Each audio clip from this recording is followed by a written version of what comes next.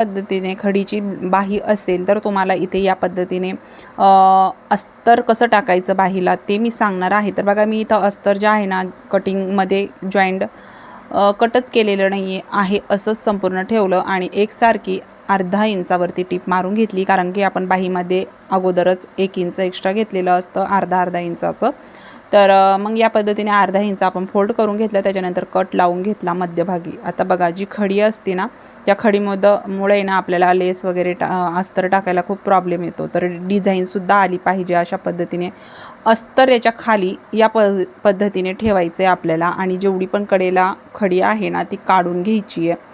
तर इथे एक खडी होती, बाकी संपूर्ण थोडीशी खाली होती, जिथं मला टिप मारता येईल एवढी जागा शिल्लक होती। तर मग मी कडेला एक जी खडी होती ती मी काढून घेतलेली आहे अशा पद्धतीने।